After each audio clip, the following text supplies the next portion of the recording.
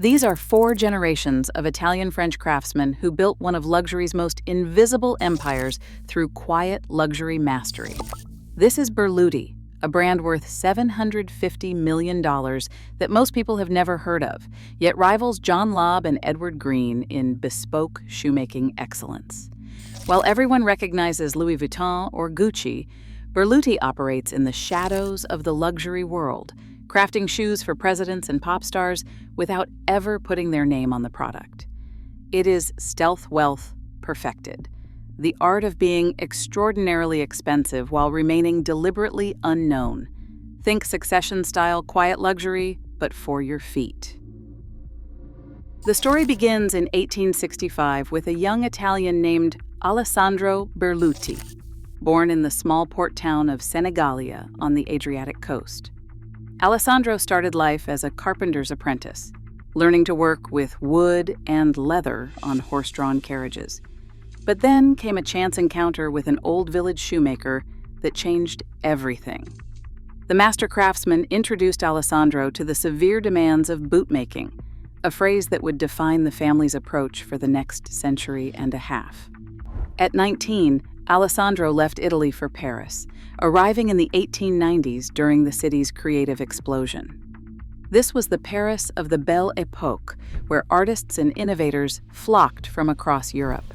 In 1895, Alessandro opened his workshop and created something revolutionary, a lace-up shoe made from a single piece of leather with no visible stitching, crafted using traditional Goodyear welt construction. He called it the Alessandro, and it became the signature that launched an empire. But Alessandro wasn't just making shoes. He was building a philosophy. From the very beginning, Berluti operated on the principle that true luxury whispers, never shouts. There were no logos, no flashy advertisements, no celebrity endorsements, just word of mouth among those who could afford to pay extraordinary prices for extraordinary craftsmanship. The business passed to his son Torello, then to grandson Talbinio, born in Italy in 1923 but raised in Paris. Talbinio had studied architecture, and his elegant drawing style influenced the brand's aesthetic evolution.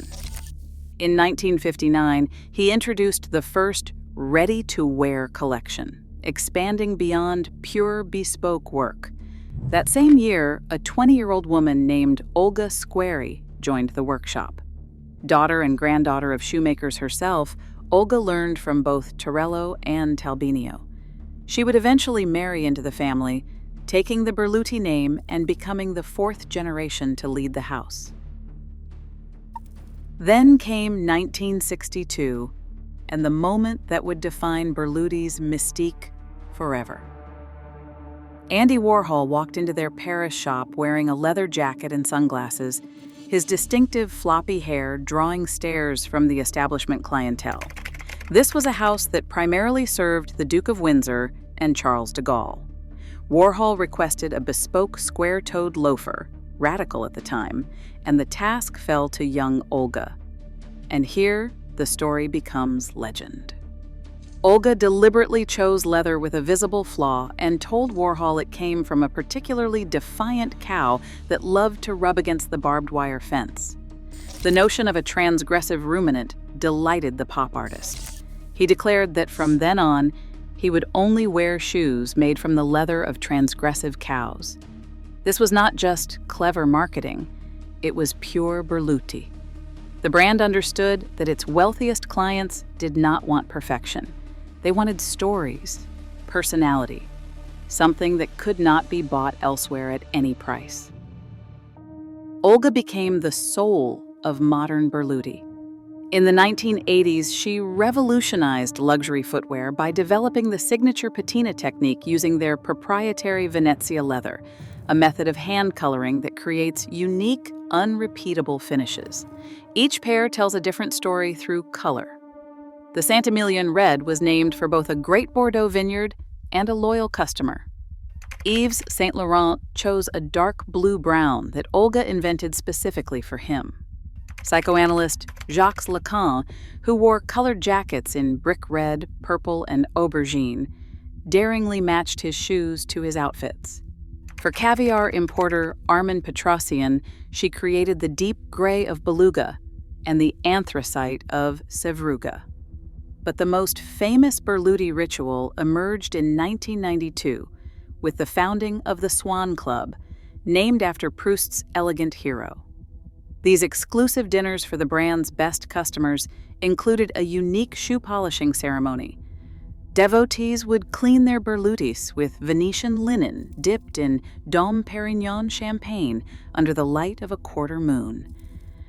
Olga explained that the alcohol makes leather shine, but it must be chilled. It must be a very dry, grand champagne. Sugar will make shoes dirty, and the low temperature fixes the wax on your shoes. The finishing touch involved massaging in Chianti, Pinot Noir, or vintage champagne to remove excess wax and create that signature sparkle. Critics called it pretentious theater. Olga called it tradition, noting that the great officers of the czars used this technique to get their boots to shine. This is where Berluti's genius becomes clear. They weren't just selling shoes, they were selling membership in an invisible aristocracy. The champagne ritual wasn't about the champagne, it was about belonging to a group so exclusive that most people didn't even know it existed. Everything changed in 1993 when LVMH acquired the family business. Bernard Arnault saw potential in this invisible brand. He faced a fascinating challenge. How do you grow a business built on exclusivity without destroying what makes it special? The solution was expansion without exposition. Under LVMH, Berluti opened boutiques in key fashion capitals: Paris, London, New York, Tokyo, and Shanghai. Production remained centered in Ferrara, Italy, maintaining the Made in Italy craftsmanship credentials. Today they have over 50 stores worldwide, but the brand maintained its policy of radical discretion. In 2011, LVMH appointed Antoine Arnault, Bernard's eldest son, as chief executive officer, signaling the importance they placed on Berluti's future. Alessandro Sartori became creative director, launching the brand's first complete ready-to-wear menswear collection. Revenue exploded from 30 million euros to over 100 million euros in just 3 years. But success brought new challenges. The brand cycled through creative directors. Sartori left in 2016, replaced by Heider Ackermann, who lasted 3 seasons, and then Chris Van Asche from 2018 to 2021. Each brought their own vision, but none quite captured the indefinable Berluti essence. Since 2021, Berluti has operated without a creative director, an almost unthinkable approach in modern luxury fashion. Instead, they have focused on what they have always done best: obsessive craftsmanship and strategic invisibility. Consider the numbers that define modern Berluti. A single bespoke shoe requires 250 operations and 50 hours of assembly time, using traditional Blake stitch and Goodyear welt techniques. 30 of those hours are devoted to construction alone. The patina process can take 6 hours per pair. They employ nearly 60 colorists, more specialists dedicated to color than many brands have total employees. The Berluti Academy in Ferrara offers a 400-hour program where students spend 160 hours working directly with master craftsmen, learning traditional Italian tannery techniques. The brand employs 3 of France's 9 master bootmakers: Anthony Delos, Patrice Roch, and Jean-Michel. These aren't just statistics, they're statements of values. In an age of fast fashion and mass production, Berluti deliberately chooses the most expensive, time-consuming methods possible. The pricing reflects this philosophy. Ready-to-wear Berluti shoes start at around $2,000. Bespoke options reach 5 figures. A specialist flies from Paris twice to measure your feet for custom shoes costing $8,000 or more. Yet demand consistently exceeds supply. This is the paradox of invisible luxury. By remaining unknown to most consumers, Berluti can charge prices that would seem absurd for more recognizable brands like The Row or Loro Piana. Their clients aren't buying shoes, they're buying membership in a secret society. The client list reads like a who's who of cultural icons: Frank Sinatra, Dean Martin, the Duke of Windsor, Richard Burton, Pablo Picasso, Jean Cocteau, Francois Truffaut, Karl Lagerfeld, Alain Delon, Robert De Niro. These weren't endorsement deals. These were genuine relationships built over decades. As Olga Berluti says, a shoe is your companion. It is the physical imprint of your life. Cleaning shoes is a very noble act. The brand's commitment to invisibility extends to their design philosophy. In both classic and contemporary collections, Berluti never writes their logo on products. Instead, they choose subtle details that only insiders recognize. The signature 3 lace holes on the Alessandro, the unmistakable patina colorations on their Venezia leather, the particular shape of a last that takes trained eyes to identify. This creates what luxury experts call stealth wealth, expensive items that signal status only to those who know what to look for. A Berluti wearer can walk into any room and immediately identify others who share their appreciation for invisible excellence. In 2024, Berluti received its highest profile exposure ever when LVMH chose them to design uniforms for the French Olympic team. Creating 1,500 identical outfits with the same care as bespoke pieces represented a massive challenge. The opening ceremony was watched by over 3 billion people worldwide, more exposure than any advertising campaign could provide. Yet, even this moment of global visibility maintained Berluti's essential character. The uniforms were elegant, understated, instantly recognizable to connoisseurs, but requiring explanation for everyone else.